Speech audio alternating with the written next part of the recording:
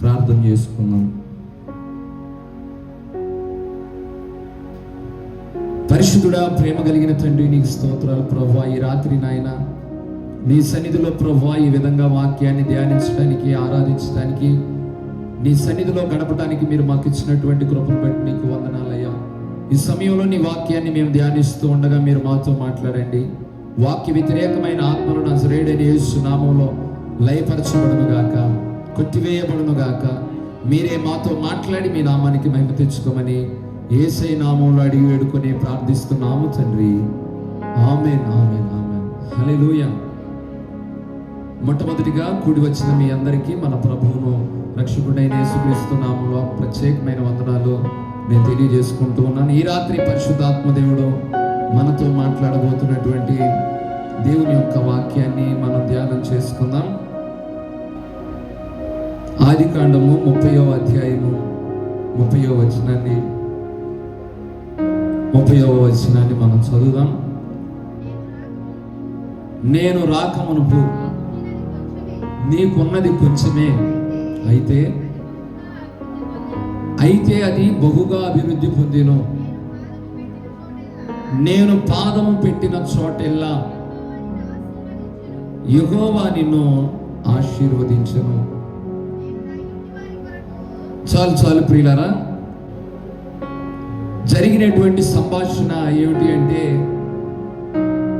దేవుడు ఒక వ్యక్తి అడుగు పెట్టిన వెంటనే దేవుడు అతనిని, అతని కుటుంబాన్ని ఆశీర్వదించినట్లుగా ఈ లేఖనాల్లో మనం చదువుతా ఉన్నాం.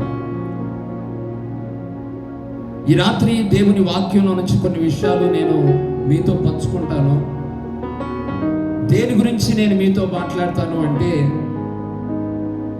దేవుని బిడ్డలైనటువంటి వారు, దేవుని బిడ్డలు వాళ్ళు అడుగు పెడితే, వాళ్ళ పాదములు మోపితే నిజంగా దేవుడు ఎలాంటి కార్యాలు జరిగించాడంటే చాలా గొప్ప కార్యాలు దేవుడి సన్నిధిలో జరిగించాడు. అయితే ప్రతి క్రైస్తవుడు కూడా ఇదే విధమైన అనుభవంలో నడిపించబడాలి అనేది దేవుని యొక్క ముఖ్య ఉద్దేశం. క్రైస్తవుడు అనబడినటువంటి వ్యక్తి ఎక్కడ అడుగు పెట్టినా కానీ అక్కడ ప్రతి వ్యక్తి కూడా ఆశీర్వాదాన్ని చూడాలి, దీవెనను చూడాలి.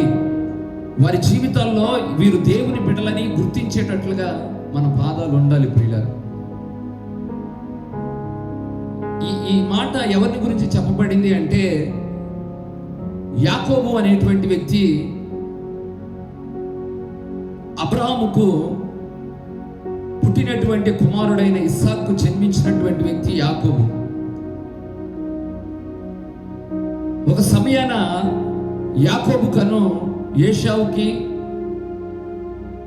ఇస్సాకుకి, అదేవిధంగా రిబ్కమ్మకి, వీరి కుటుంబంలో ఒక భయంకరమైనటువంటి తొందరలో రావటం జరిగింది. రిబ్కా యాకోబును పిలిచి అన్నను మోసం చేసేటట్లుగా తాను ప్రేరేపించింది. తాను వెళ్ళి ఆశీర్వాదాలన్నీ తీసుకొని తండ్రి దగ్గర తీసుకొని తను అన్న చంపుతాడేమోననేటువంటి భయంతో ప్రయాణమై వెళ్ళిపోతున్న సమయంలో ఇస్సాకు యాకోబుతో చెప్పినటువంటి మాట, ఇదిగో నువ్వు ఫలానా ప్రాంతానికి వెళ్ళాలి, లాబాను అనేటువంటి వ్యక్తి ఉంటాడు, తను నీ మేనమామ, తన దగ్గరికి నువ్వు వెళ్ళి అక్కడే ఉండి తన కుమార్తెను వివాహం చేసుకోవాలని తండ్రి అయిన ఇస్సాకు యాకోబుతో మాట్లాడతాడు. యాకోబు ప్రయాణమై ఆ లాబాను ఇంటికి ప్రవేశించినప్పుడు యాకోబు ఆ ఇంట్లో అడుగు పెట్టిన దగ్గర నుంచి దేవుడు ఆ కుటుంబాన్ని ఆశీర్వదించడం ప్రారంభించాడు. లాబాను ఇస్తున్నటువంటి సాక్ష్యం, లాబాను కుటుంబం గురించి దేవుడు కూడా ఇస్తున్న సాక్ష్యం, లాబాను యొక్క ఆ కుటుంబం వారైనా, గ్రామంలో ఉన్నవారైనా, వారు ఆరాధించేటువంటి దేవతలైనా వారు చెప్పినటువంటి సాక్ష్యం ఏమిటంటే, లాబానును ఆశీర్వదించడానికి దేవుడు యాకోబును వాళ్ళ ఇంటికి నడిపించాడనేటువంటి ప్రస్తావన ప్రతి వ్యక్తిలో కూడా వినబడతా ఉంది. లాబాను ఆశీర్వదించబడడానికి ముఖ్యమైన కారణం ఎవరు అంటే, అందరూ చెప్తున్న మాట ఏమిటంటే, లాబానుకు ఒకప్పుడు ఏమీ లేదు, లాబాను ఇంటిలో ఆశీర్వాదం లేదు, లాబానుకు సరి అయినటువంటి దీవెన ఆశీర్వాదం లేదు. ఎప్పుడైతే యాకోబు లాబాను ఇంటిలో అడుగు పెట్టాడో లాబాను ఇంటి వారిని అందరినీ దేవుడు సమృద్ధిగా ఆశీర్వదించడం ప్రారంభించాడు. చప్పట్లు కొడుతూ యేసయ్య నామాన్ని మహిమపడతాం. హల్లెలూయా.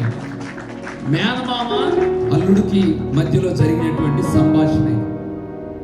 అల్లుడు మామయ్య ఇంటికి రాగానే అల్లుడు ఎవరినైతే ఆరాధిస్తున్నాడో, ఏ దేవుడినైతే కనపరుస్తున్నాడో, ఆ అల్లుడు ఎప్పుడైతే లాభాని ఇంటికి అడుగు పెట్టాడో వారింట్లో ఉన్న దరిద్రం అంతా పోయింది, శాపం అంతా కొట్టివేయబడింది.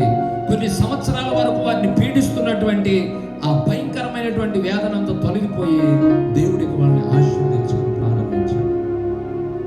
ఒకటే కారణం, లాబాను ఆశీర్వదించబడటానికి కారణం యాకోబు యొక్క పాదము వారి ఇంట్లో పడగానే దేవుడు వారిని ఆశీర్వదించాడు.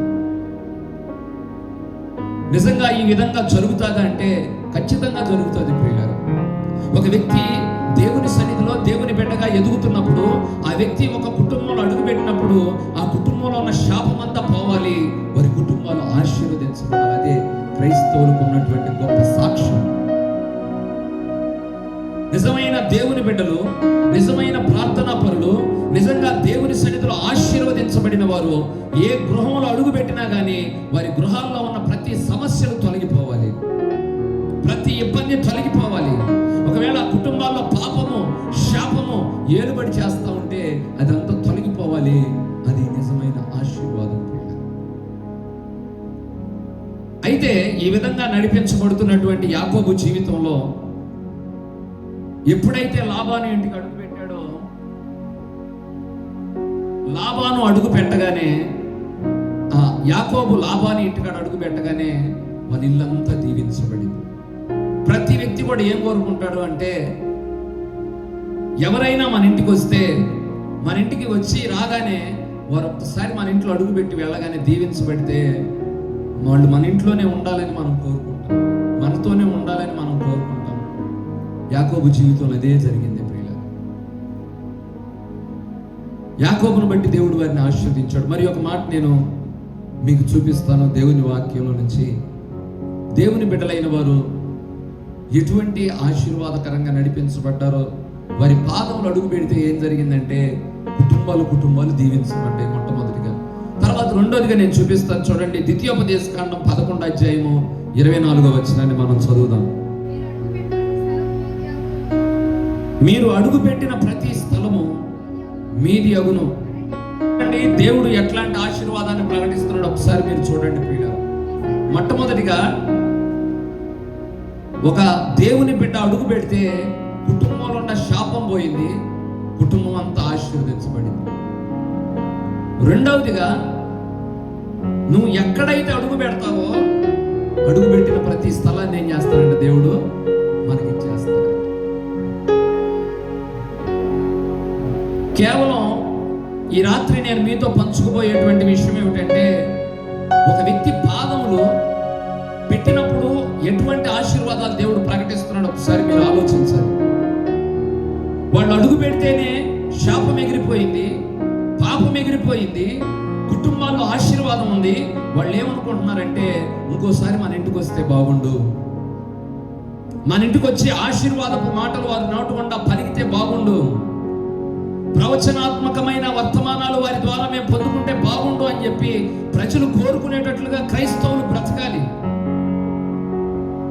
ప్రతి వ్యక్తి కూడా మనల్ని ఆహ్వానించేటట్లుగా మన జీవితం ఉండాలి అనేది దేవుని యొక్క ముఖ్య ఉద్దేశం. అడుగు పెడితేనే దీవించబడ్డారు వాళ్ళ కుటుంబం. రెండవదిగా నువ్వు అడుగు పెట్టిన ప్రతి స్థలాన్ని ఏం చేస్తాడంటే దేవుడు నీకు ఇచ్చేస్తాను అని ఆయన చెప్తాడు. అబ్రాహాముతో కూడా దేవుడు చెప్తాడు, ఇదిగో నీకు నేను చూపించే దేశానికి వెళ్ళు, నిన్ను అనేక ప్రజలకు ఆశీర్వాదకరంగా నేను మార్చేస్తాను, అనేక ప్రాంతాలు నీకు స్వాస్థ్యంగా ఇస్తాను, నీ ప్రజలకు స్వాస్థ్యంగా ఇస్తాను అని చెప్పి అబ్రాహాముతో దేవుడు మాట్లాడు. నువ్వు అడుగు పెట్టిన ప్రతి స్థలాన్ని నేను నీకు ఇచ్చేస్తానని చెప్పి. యెహోషువ కూడా ఏ రాజ్యంలో అడుగు పెట్టినా కానీ ఓటమిని ఎదుర్కోకుండా దగ్గరగా 31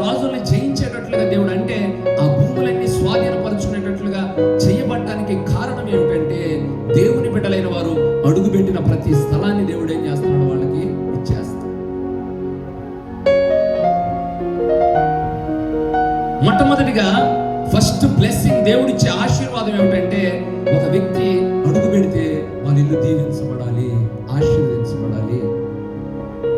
వాళ్ళు అడుగు పెట్టగానే సమస్యలు రాకూడదు, కరువు రాకూడదు, ఎప్పుడు డబ్బులు ఎప్పుడు సమృద్ధిగా ఉండేది. ఎప్పుడైతే ఈ వ్యక్తి అడుగు పెట్టాడో, లేకపోతే ఈ వ్యక్తి అడుగు పెట్టిందో, ఉన్న డబ్బులు కూడా పోతున్నాయి, ఆశీర్వాదం కూడా పోతుంది అనే సాక్ష్యం ఏ వ్యక్తి దగ్గర పొందుకోకూడదు ప్రియులారా. ఒక వ్యక్తి అడుగు పెడితే దీవించబడాలి అంటే వారి పాదాలు ఏ విధంగా ఉండాలో కూడా నేను చెప్తాను. ఒక వ్యక్తి అడుగు పెడితే ఆ భూమి కూడా వారికి స్వాధీనం కావాలి అంటే ఆ వ్యక్తి యొక్క పాదాలు ఏ విధంగా ఉండాలో కూడా నేను బైబిల్లో చూపిస్తాను. ఫస్ట్ లో మొట్టమొదటిగా అడుగు పెడితే ఇల్లు దీవించబడతాయి. నువ్వు ఎక్కడికి వెళ్ళినా కూడా బ్లెస్సింగ్, నిన్ను పిలుస్తారు పిల్లలు, రమ్మని పిలుస్తారు అందరూ, నువ్వు రాకపోతే ఫీల్ అయిపోతారు. రెండవదిగా వీరి పాదాలు ఎలా ఉన్నాయంటే, వీరు అడుగు పెట్టిన ప్రతి స్థలాన్ని దేవుడు ఏం చేస్తున్నాడు, వీళ్ళకి ఇచ్చేస్తున్నాడు, స్వాస్థ్యంగా ఇచ్చేస్తున్నాడు, భూముల్ని ఇచ్చేస్తున్నాడు, నలుదిక్కుల దేవుడు విస్తరింపజేస్తున్నాడు, తూర్పుకు పడమరకు విస్తరింపజేస్తున్నాడు దేవుడు. ఈ అనుభవాల్లో నడిపించబడతా ఉన్నారు దేవుని బిడ్డలు ప్రియులు. ఎక్కడికి వెళ్ళినా జయమే, పోయిన చోటల్లా జయమే. ఇంకో మాట నేను మీకు చూపిస్తాను చూడండి. యెహోషువ గ్రంథం 3:13 మొట్టమొదటిగా పాదములు ఎప్పుడైతే మామయ్య ఇంట్లో అడుగు పెట్టాడో అల్లుడు, వారి ఇల్లు మొత్తం శాపం పోయింది, వారి ఇల్లు దీవించబడింది. రెండవదిగా అడుగు పెట్టిన వెంటనే భూములను స్వాస్థ్యంగా దేవుడు ఇచ్చేశాడు. మూడవదిగా నేను చూపిస్తాను చూడండి. సర్వలోకనాథుడకు యెహోవా నిబంధన మందసమును యాజకుల యొక్క అరికాళ్ళు యోర్దాను నీళ్లను తాకగానే ఎగువ నుండి పారేటువంటి నీళ్లు ఆపబడి ఏకరాశిగా నిలబడిపోయినాయి అంట. చూడండి ఎంత గొప్ప ఆశీర్వాదమో చూడండి. అసలు మనం అడుగు పెడితేనే కుటుంబాలు దీవించబడితే ఎంత సంతోషమో చూడండి ప్రియులారా. ఆశీర్వాదం ఉండింది క్రైస్తవులు దేవుని బిడ్డలకి, వారు కాలు మోపితేనే దీవెన, ఆశీర్వాదం, సమృద్ధి, ఎప్పుడు సమృద్ధి ఉండింది ప్రియులారా. అదృష్టం కాదు అది, వారి పక్షాన ఎవరున్నారంట, యాకోబు యొక్క దేవుడు ఉన్నాడు ఆయన పక్కన. యాకోబు యొక్క దేవుడు ఉన్నాడు కాబట్టి దీవెన వస్తుంది. ప్రార్థనా పరుడు కాబట్టి ఆ ఇంట్లో అడుగు పెట్టగానే ఆ ఇల్లు దీవించబడింది. రెండవదిగా అడుగు పెట్టిన ప్రతి స్థలాన్ని దేవుడు ఇచ్చేస్తున్నాడు. ఎందుకు అంటే దేవుడు ఆయన బిడ్డలకు చేసిన వాగ్దానం. వాళ్ళు కాళ్ళు పెడితేనే ఆ సర్వ సంపదలు వచ్చేస్తాయి. తర్వాత మూడవదిగా ఏమిటంటే, వారు అరికాళ్ళు మోపిన వెంటనే ఎటు నుంచి పారుతుందంట యోర్దాను, ఎగువ నుంచి, అంటే పై నుంచి వస్తుందంట కాలువ. అది ఒక నది, పైనుంచి వచ్చే నది బాగా ఫ్లోటింగ్ తో వస్తా ఉందంట. ఎప్పుడైతే యాజకులు ఆ నీళ్ల మీద కాళ్ళు పెట్టారో అంత ఫ్లోటింగ్ తో వస్తున్నటువంటి ఆ వాటర్ కూడా ఏమైపోయిందంటే, చూడండి ఏమని రాయబడింది అక్కడ, ఏకరాశిగా. చూడండి రాసులకు వస్తూ ఉంటాం మనం ఏదో ఒకటి, చూడండి ఎప్పుడైతే వీళ్ళు కాళ్ళు పెట్టారో భయంకరంగా ఉధృతంగా వస్తున్నటువంటి ఆ ప్రవాహం కూడా ఒక్క దెబ్బకు నిలబడిపోయింది. కొన్నిసార్లు మేము కారులో ప్రయాణమై వెళ్తా ఉంటాం. కారులో ప్రయాణమై ఎక్కడైనా అడవిలో కానీ ఏదైనా చీకట్లో వెళ్తా ఉంటే సడన్ గా రోడ్డు మీద పాములు ఏమన్నా వెళ్తా ఉంటాయి. ఎప్పుడైతే లైట్లు వేస్తామో ఒక్కసారిగా ఆ పాము అక్కడే ఆగిపోతూ ఉంటుంది. ఇక అది ఎక్కడికి కదలదు ప్రియులారా, భయపడిపోతూ ఉంటుంది. దేవుడు సాతాన్ని దేంతో పోల్చాడు, సర్పంతో పోల్చాడు.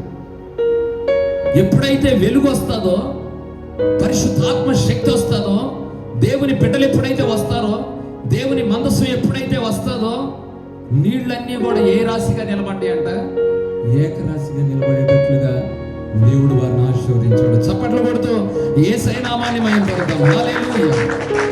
ఈరోజు నీకున్నటువంటి సమస్యలు ఏవైనా సరే, నీకున్న ఇబ్బందులు ఏవైనా సరే, అవి ఎలా ఉన్నాయంటే ఒక ప్రవాహం లాగా నీ మీదకి వస్తున్నాయేమో.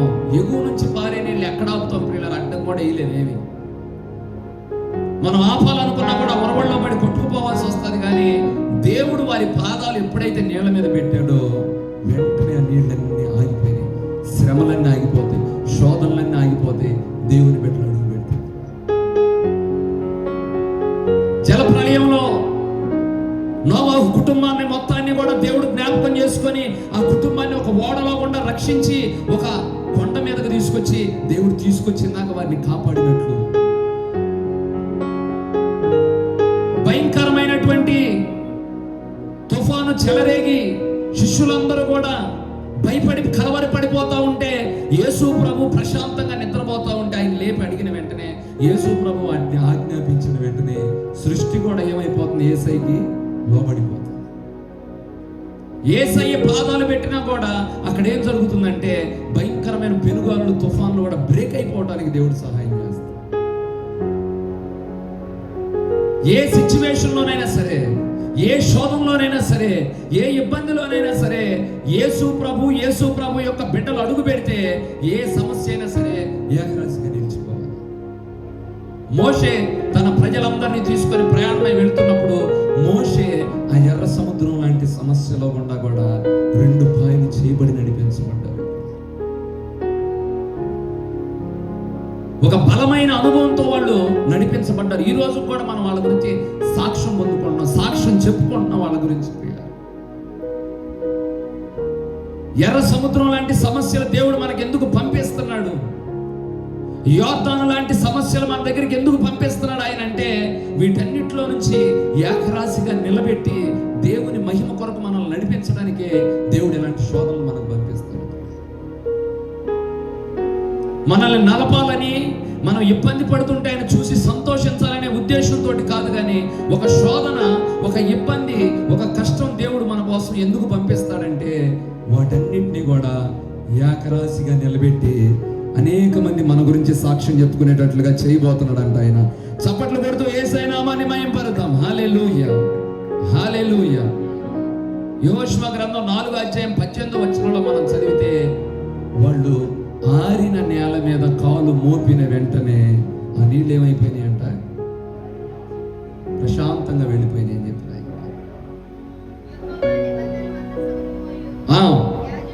యాజకులు యోర్దాను నడుమ నుండి యాజకుల అరికాలు పొడి నేల మీద నిలబడగానే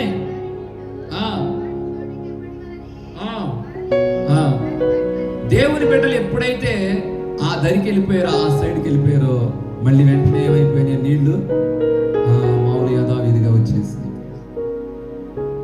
నిజంగా ఈ మాటలు చెబుతుంటే ఎంత గొప్ప ఆశీర్వాదాన్ని దేవుడు మనకి ఇస్తా ఉన్నాడు, ఎంత గొప్ప మేళ్లను దేవుడు మనకు ప్రకటిస్తా ఉన్నాడు. దేవుని బిడ్డలైన వారు కాళ్ళు మోపితేనే దేవుడు ఎంత గొప్ప కార్యాలు జరిగిస్తున్నాడో చూడండి పిల్లలు. అద్భుతాలు జరుగుతున్నాయి, ఆశ్చర్యమైన కార్యాలు జరుగుతున్నాయి. పేతురు, యోహాను శృంగారం అనే దేవాలయం ఎదుటకు వెళ్ళగానే పుట్టుకుంటివాడు, కాళ్ళు లేవు, ఆయనకి కూడా పాదాలే ప్రియులారు. ఎప్పుడైతే పేతురు, యోహాను వాళ్ళ దగ్గరికి వెళ్ళాడో, మా దగ్గర వెండి బంగారం లేవు కానీ మాకు ఉన్నదల్లా ఒక్కటే, నజరేయుడైన యేసు నామంలో లేచి నువ్వేం చేయాలి? నడవాలి. వెంటనే వాళ్ళకి స్వస్థత జరిగింది. దేవుని బిడ్డలు ఎక్కడైతే అడుగు పెడుతున్నారో అక్కడ దేవుడు అద్భుతాలు సృష్టించేటట్లుగా దేవుడు చేస్తా ఉన్నాడు. చప్పట్లు కొడుతూ యేసయ్య నామాన్ని మహింపరుద్దాం. హల్లెలూయా. అపోస్తలుడైన పౌలు గారు కూడా లుస్త్రాలో బలహీనమైన పాదములు కలిగిన వాడు ఉంటే పౌలు గారు అక్కడ అడుగు పెట్టగానే ఆయన పాదంలో చీలమండలో జీవం తప్పించాడు. దేవుడు తన శక్తినిచ్చి నడిపించాలని దేవుడు కోరుకుంటున్నాడు. ఇంకా బైబిల్లో మనం చూస్తే సడలిన మోకాళ్లను, వడలిన చేతులను ఆయన ఏం చేస్తాడంట? బలపరుస్తాడు. పాదముల్లోనికి జీవాన్ని పంపిస్తాడు, శక్తిని పంపిస్తాడు. దేవుడు కొరకు నిలబడేటట్లుగా దేవుడు సహాయం చేస్తాడు. బ్లెస్సింగ్స్ ఇవన్నీ పిల్లలు. 4 రకాల దీవెనలు చెప్పాను. ఇంకోటి చూపిస్తాను చూడండి. నెహెమ్యా గ్రంథం 9:21. దేవుని బిడ్డలైన వారు పాదాలు మోపితేనే లాబాను ఇల్లు ఆశీర్వదించబడింది. దేవుని బిడ్డలు కాలు మోపితేనే ఆ స్థలాలన్నీ దేవుడు వాళ్ళకి ఇచ్చేశాడు. దేవుని బిడ్డలైన వారు పాదాలు మోపితేనే యోర్దాను ఏకరాశిగా నిలబడిపోయింది. దేవుని బిడ్డలైన వారు అడుగు పెడితేనే దేవుడు చూడండి ఎలాంటి కార్యాలు, అద్భుతాలు జరిగిస్తున్నాడు, స్వస్థతలు జరిగిస్తున్నాడు, హీలింగ్స్ జరిగిస్తున్నాడు. దైవ సేవకులైన వారు ఎక్కడ అడుగు పెడితే అక్కడ స్వస్థతలు జరిగినాయి. ఇక్కడ చూడండి నెహెమ్యా 9:21 చూద్దాం ప్రియులారా. ఇక్కడ రాయబడింది నిజముగా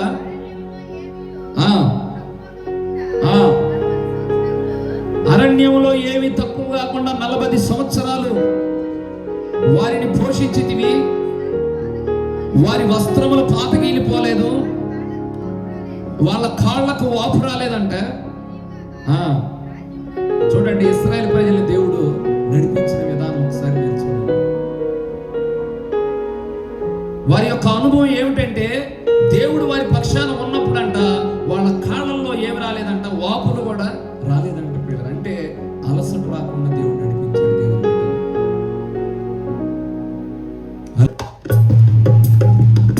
రాజాయాజక పరిచర్యను చేయగా నన్ను పిలచితివే, రాజాయాజక పరిచర్యను చేయగా నన్ను పొంగిన వేళలో నాదరి చేరి బలమునే ఇచ్చినావా, బాహునే చాపినావా, నీ బాహునే చాపినావా, అలసి పోనీ కుమార్, అలుకురాని కుమార్, అలసి పోనీ కుమార్. హల్లెలూయా. ఈ రాత్రి దేవుడు మనతో మాట్లాడే మాట ఏమిటంటే అలసిపోకుండా నడిపించబడాలనేది కూడా దేవుడి యొక్క ఆశీర్వాదం. దేవుడు మన పాదాలకి ఆ ఇశ్రాయేలు ప్రజలు అన్ని సంవత్సరాలు నడిపించబడటానికి దేవుడు వాళ్ళ కాళ్ళకి ఏమి ఇచ్చాడంట, బలాన్ని, శక్తిని ఇచ్చాడు. యెహెజ్కేలు ఎండిన భూమి మీద ఆ ఎండిపోయిన ఆ ఎముకల్లోకి జీవం రావాలి అని ప్రవచించమని ఆ నోటి ద్వారా ప్రవచించినప్పుడు దేవుని శక్తి రిలీజ్ అవటం మహాసైన్యంగా మార్చబడింది. దేవుని బలాన్ని పొందుకునేటువంటి పాదాలుగా ప్రతి వ్యక్తి పాదాలను నా దేవుడు తన అభిషేకముతో అభిషేకించునుగాక. బలంగా దేవుని మహిమ కొరకు దేవుడు బలపరిచి వాడుకొనుగాక. హల్లెలూయా. దేవుని సన్నిధిలో చూడండి, దేవుడు ఇన్ని రకాల ఆశీర్వాదాలు దేవుడు ప్రకటిస్తున్నాడు. అలిసిపోని పాదాలుగా దేవుడు మార్చేస్తాడు. ఎక్కడికి వెళ్ళినా కాలినడకన తిరిగి వాళ్ళు దేవుని స్తుతించారు, దేవుని ఆరాధించారు. ఎక్కడ బలహీన వాళ్ళ కాళ్ళకి ఏం రాలేదంట, వాపులు కూడా రాకుండా దేవుడు కాపాడాడు. ఇంకొక ఆశీర్వాదాన్ని నేను చూపిస్తాను చూడండి. యెషయా గ్రంథం 52:7 సువార్త ప్రకటించొచ్చు, చాటించొచ్చు, ప్రకటించొచ్చు, ప్రచురం చేయవారు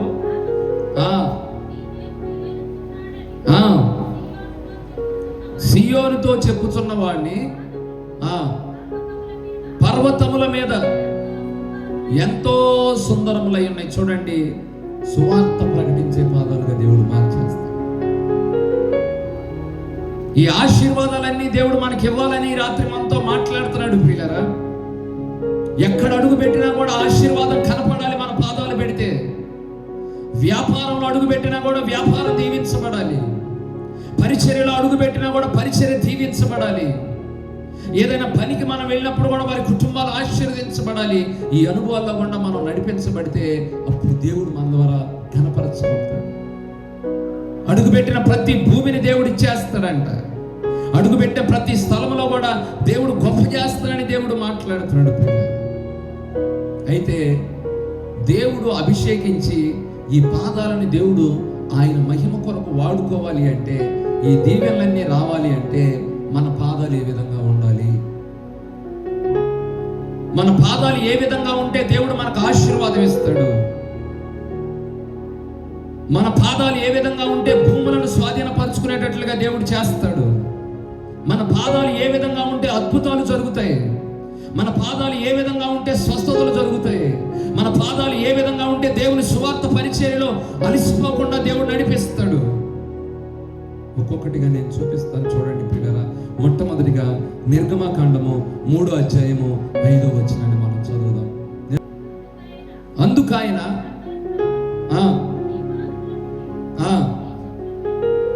నీ పాదముల నుండి నీ చెప్పులను విడిచిపెట్టుము. చూడండి, మొట్టమొదటిగా దేవుని సన్నిధిలో ఒక వ్యక్తి అడుగు పెట్టగానే వారు దీవించబడటానికి కారణం, ఒక వ్యక్తి అడుగు పెట్టిన ప్రతి స్థలాన్ని దేవుడు వారికి ఇవ్వడానికి గల కారణం, ఒక వ్యక్తి అడుగు పెట్టగానే బలమైన సువార్త పరిచర్య అనేక ప్రాంతాలకు వెళ్ళడానికి గల కారణం, ఒక వ్యక్తి దేవుని కోసం పడిపోకుండా నిలబడటానికి ఒకే ఒక ముఖ్యమైన కారణం ఏమిటంటే, మొట్టమొదటిగా దేవుని సన్నిధిలో ఒక వ్యక్తి అడుగు పెట్టినప్పుడు తన అపవిత్రతను ఎప్పుడైతే వదిలిపెడతాడో దేవుడు వారి పాదాల్ని ఆశీర్వదించడం ప్రారంభిస్తాడు. ఎప్పుడు ఒక వ్యక్తి అడుగు పెడితే కుటుంబాలు దీవించబడతాయి. ఎప్పుడు ఒక వ్యక్తి అడుగు పెడితే కుటుంబాల్లో సర్వ సమృద్ధిని దేవుడు ఇస్తాడు. ఎప్పుడు ఒక వ్యక్తి అడుగు పెడితే అద్భుతాలు జరుగుతాయి, సముద్రాలైన 2 పాయలుగా చేయబడతాయి. ఎప్పుడైతే ఒక వ్యక్తి ఈ అనుభవంలో నడిపించబడటానికి ఇష్టపడతాడో ఖచ్చితంగా ఇవన్నీ దేవుడు జరిగిస్తాడు. అపవిత్రతను వదిలిపెట్టకుండా, పాపాన్ని వదిలిపెట్టకుండా, పాపం ఒక వ్యక్తి జీవితంలో ఏలుబడి చేస్తా ఆ వ్యక్తి ఇంటింటికి తిరిగి ప్రార్థన చేసినా కూడా వారి కుటుంబాల్లో ఆశీర్వాదం ఉండదు, పైపెచ్చు శాపగ్రస్తులు అయిపోతారు.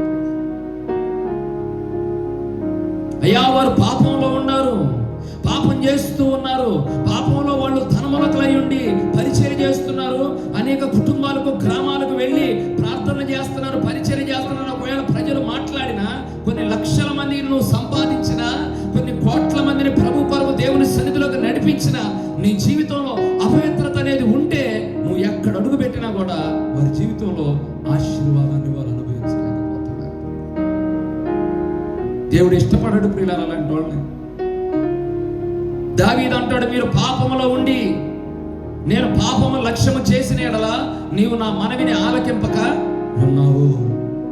పాపాన్ని లక్ష్యం చేసేవాడు ప్రార్థన దేవుడు వినడు. చూడండి ప్రియులారా, యెషయా గ్రంథం 59వ అధ్యాయం 1వ వచనంలో చదివితే అక్కడ రాయబడిన మాట, రక్షింపనేరక ఉండినట్లు యెహోవా హస్తం కొరచకాలలేదు, విననేరక ఉండినట్లు ఆయన చెవులు మందం కాలేదు. మీ దోషములు మీకును మీ దేవునికి అడ్డంగా ఉన్నాయి. పాపంలో ఉండి, లోకంలో ఉండి దేవుని సన్నిధిలోకి వచ్చి మనం అడుగు పెట్టినా కూడా ఆశీర్వాదాన్ని మనం పొందుకోలేమని స్పష్టంగా దేవుడి రాత్రి మాట్లాడుతున్నాడు. యోబు గ్రంథం 13వ అధ్యాయంలో యోబు గ్రంథంలో ఏమని రాయబడి ఉండిందంటే, మీ చేతిలో పాపం ఉన్నట్టు చూసి దాన్ని మీరు విడిచిన ఎడల, పాపం ఉంటే వదిలిపెట్టమని చెప్పాడు. చేతుల ద్వారా పాపం జరుగుతూ ఉంటే ఆ పాపాన్ని వదిలిపెడితేనే నువ్వు ఎక్కడ అడుగు పెట్టినా కూడా వాళ్ళు దీవించబడతారు, ఆశీర్వదించబడతారు. పాపాన్ని వదిలిపెట్టి కడగాలి శుభ్రంగా. యేసు రక్తంలో కడుక్కోవాలి వస్త్రాలు, యేసు రక్తంలో హృదయాలు కడగబడాలి. పశ్చాత్తాపంతో ఎప్పుడైతే దేవుని సన్నిధిలో హృదయాలు కడుక్కొని ప్రార్థన చేస్తామో అప్పుడే దేవుడు వాడుకోవడం ప్రారంభిస్తాడు ప్రియులారా. దావీదు ఉరియా భార్య విషయంలో పాపం చేశాడు. పాపం చేసిన తర్వాత ఈ కీర్తన గ్రంథం 51వ అధ్యాయంలో ఆయన కన్నీళ్లతో ప్రార్థన చేశాడు ప్రియులారా, అయ్యా ఈ దోషం పోవునట్లు నన్ను బాగుగా కడుగయ్యా అని చెప్పి. దావీదు పాపం చేస్తే దేవుడు క్షమించాడు, కానీ మనుషులు మాత్రం ఏం చేయాలి, ఆయన్ని క్షమించలే. ఎత్తి పొడిచి మాట్లాడారు ప్రియులారా, నువ్వు పాపంలో ఉండవు, లోకంలో ఉండవు, అవిధేయుడుగా ఉండవు, దేవుడికి ఇష్టం లేని వ్యక్తిగా నువ్వు బ్రతికావు, నువ్వు చెప్తే మేము ఎలా వినాలని మాట్లాడారు ప్రియులారా. కానీ దేవుడు మాత్రం ఆయన పాపాన్ని క్షమించేసి, దేవుడు ఏమంటున్నాడంటే, ఒకవేళ నీ హృదయంలో ఏదైనా పాపం ఏలుబడి చేస్తుందని ఒకవేళ నువ్వు ఆలోచిస్తే దేవుడు నిన్ను బట్టి అనేక మంది ఒకళ్ళు కాదు, ఇద్దరు కాదు, నలుగురు కాదు, 5గురు కాదు ప్రియులారా, రమారమి సుమారు ఎంతమంది అంట 40 లక్షల పైచిలుగు ప్రజలు అంట ప్రియులారా. మోషేని తీసుకెళ్లి వాడుకోవాలనుకుంటున్నాడు దేవుడు. సేవా పరిచర్య చేయడం అంటే సామాన్యమైన విషయం కాదు. సువార్త ప్రకటించడం అంటే సామాన్యమైన విషయం కాదు. అద్భుతాలు చేయడం అంటే సామాన్యమైన విషయం కాదు. అడుగుపెట్టిన ప్రతి స్థలం పొందుకోవడం అంటే సామాన్యమైన విషయం కాదు. ఎక్కడ అడుగు పెట్టినా కూడా దేవుడు కార్యాలు జరిగించడం అంటే సామాన్యమైన విషయం కాదు. ఇవన్నీ నీ ద్వారా జరగాలని ఒకవేళ నువ్వు ఆశపడితే, ఖచ్చితంగా నీ హృదయంలో పాపం ఉంటే దాన్ని ఎప్పుడైతే వదిలిపెడతావో దేవుడు యెషయా గ్రంథం 59వ అధ్యాయం 7వ వచనంలో రాయబడిన మాట ఏమిటంటే, వారి పాదములు ఏం చేయడానికి పరుగులు ఎత్తుచున్నాయంట, పాపం చేయడానికి వారి పాదాలు పరిగెడుతున్నాయని ఆయన చెప్పాడు. చూడండి, వారి పాదాలు నిత్యము కూడా దేని కొరకు పరిగెత్తున్నాయి అంటే, అపరాధులు చంపడానికి వాళ్ళు పరుగులు చేస్తున్నారు, రక్తాన్ని చిందించడానికి వాళ్ళు పరుగులు చేస్తున్నారు. పాపం చేసే వారికి ఖచ్చితంగా దేవుడు ఇస్తున్న ఆ మాట ఏమిటంటే ప్రియులారా, పాపములో ఉన్నటువంటి వ్యక్తి దేవుని సన్నిధిలో ఆశీర్వదించబడాలి అన్న, ఇతరులు ఆశీర్వదించాలన్నా కూడా ఆ వ్యక్తి జీవితంలో దేవుడు ఒకటి కూడా చేయలేడు. అందుకే ఆ పాపాన్ని కడుక్కోమని దేవుడు చెబుతున్నాడు. ఇతరులకు బోధించే నీకు నీవే బోధించుకొనవా? ఇతరులను రక్షించాలని ఆశపడటం తప్పేం కాదు ప్రియులరా. ఇతరులను నడిపించేవాడు ఎట్లా ఉండాలి అంటే 10 మందికి మాదిరికరంగా. అందుకే దేవుడు ఏమన్నాడంటే, మోషే, నువ్వు ఇక్కడ నిలబడిన స్థలం పరిశుద్ధమైన స్థలం కాబట్టి నీ పాదములకున్న చెప్పులను నీవు వెలుపల ఏం చేయాలి, విడిచిపెట్టి అప్పుడు దేవుడి సన్నిధిలోకి రావాలి, అప్పుడు వచ్చి నువ్వు ప్రార్థన చేయాలని చెప్పాడు. పాపాన్ని విడిచిపెట్టేటువంటి స్వభావం ఎవరిలైతే ఉంటుందో దేవుడు వారి పాదాలను ఆశీర్వదిస్తాడు. వాళ్ళు ఎక్కడ అడుగు పెట్టినా, మామయ్య ఇంటికాడ అడుగు పెట్టినా, అల్లుడి ఇంటికాడ అడుగు పెట్టినా, లేకపోతే ఇంకొకళ్ళ ఇంటికాడ అడుగు పెట్టినా, విశ్వాసుల ఇళ్లలో అడుగు పెట్టినా కూడా పాపం లేకుండా ఉన్నటువంటి వ్యక్తులైతే వారి ద్వారా గృహాలన్నింటినీ దేవుడు ఏం చేస్తారంట, గొప్పగా ఆశీర్వదించబోతున్నాడు. చప్పట్లు కొడుతూ యేసయ్య నామాన్ని మహిమపడతాం. హల్లెలూయా. మొట్టమొదటిగా మన పాదాలు అడుగు పెడితే అద్భుతాలు జరగాలి అంటే, అపవిత్రత మన జీవితంలో ఉంటే దాన్ని కడిగేసుకొని దేవుని యేసు రక్తంలో మనం కడుక్కోవాలి ప్రియుల. సరి చేసుకొని ఒప్పుకొని దేవుని సన్నిధిలో పాపాలు ఒప్పుకొని సరి చేసుకొని అప్పుడు దేవుడి సన్నిధిలో పవిత్రంగా నడిపించబడాలి. దేవుడు చెప్పాడు, ఈ భూమి మీద యథార్థవంతులు ఎవరైనా ఉన్నారా, కలరేమో, వివేకం కలిగి దేవుణ్ణి వెతుకువారు కలరేమోనని భూమి అంతటి వెతికినా కూడా ఒక్కళ్ళు కూడా దేవునికి కనబడలేదంట ప్రియులారా. బండ సందుల్లో నిలబడగలవారు ఎవరని దేవుడు పరీక్షించి వెతికినా కూడా ఒక్కళ్ళు కూడా కనబడలేదంట ప్రియులారా. నీతిమంతుడు ఒక్కడు లేడు, ఒక్కడైనా లేడు. అందరూ పాపం చేసి దేవుడు అనుగ్రహించే మహిమను పొందలేకపోతున్నాడు. యోహాను మొదటి పత్రిక 1వ అధ్యాయం 9వ వచనంలో, మనము పాపము లేని వారమని చెప్పుకొని ఎడల మనలను మనమే మోసము చేసుకో. పాపం అందరూ ఖచ్చితంగా ఏదో పాపంలో పడిపోయి ఉంటారు, ఒకళ్ళని కాదు, అందరూ ప్రియులారా. అయితే దేవుడు ఏమంటున్నాడంటే, మనం చేయగలిగింది ఒకటే ప్రియులారా, దేవుని సన్నిధిలో పాపాలన్నీ ఒప్పుకొని సరి చేసుకొని, నన్ను పరిశుద్ధపరచయ్యా, నా హృదయాన్ని బలపరచయ్యా, నా హృదయంలో ఉన్న పాపాలన్నీ తీసివేయనైనా, నీ కోసం యథార్థంగా బ్రతకాలనుకుంటున్నాను, సేవ చేయాలనుకుంటున్నాను, నీ సన్నిధిలో కొన్ని లక్షల మంది నీ కోసం రక్షించాలని చెప్పి యథార్థమైన హృదయంతో ఒక శంకర్లాగా ఆకాశం వైపు కనులెత్తడానికి కూడా నాకు ధైర్యం లేదని పాపాలు ఒప్పుకొని ఎవరైతే ప్రార్థన చేయడానికి ఇష్టపడతారో వాళ్ళని దేవుడు నీతిమంతులుగా మార్చి వేయబోతున్నాడంట. చప్పట్లు కొడుతూ యేసయ్య నామాన్ని మహిమపడతాం. హల్లెలూయా. నీతిమంతుడు ఒక్కడు లేడని చెప్పాడు. పాపాలు ఒప్పుకొని సరి చేసుకున్నవాడిని దేవుడు ఏమన్నాడంటే, అతని కంటే ఇతడే నీతిమంతుడని.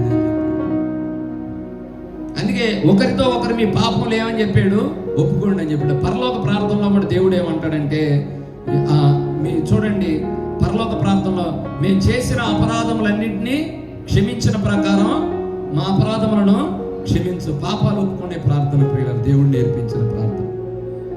అయితే మొట్టమొదటి మాట దేవుడు ఏమంటున్నాడంటే, అపవిత్రతలో ఉండి మనం ఎవరి దగ్గరైనా అడుగు పెడితే, కుటుంబాల్లో అడుగు పెడితే, గ్రామాల్లో అడుగు పెడితే దానివల్ల ఉపయోగం ఉండదు. కానీ అపవిత్రత కడుక్కొని యథార్థంగా దేవుడి సన్నిధిలో కన్నీళ్లతో ప్రయాసపడితే, హృదయ శుద్ధి కలిగి మనం ఎప్పుడైతే అడుగు పెడతామో, మనం వెళ్ళిన ప్రతి స్థలంలో మనతో పాటు దేవుడు కూడా అడుగు పెట్టబోతున్నాడు.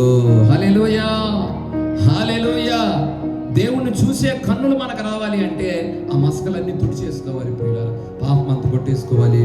రెండోదిగా నేను చెప్తాను చూడండి, ఎవరి పాదాలను దేవుడు అభిషేకించి వాడుకుంటాడో నేను చూపిస్తాను చూడండి. దేవుని వాక్యంలో నుంచి కీర్తన గ్రంథం 119వ కీర్తన 105వ వాక్యాన్ని మనం చదువుదాం.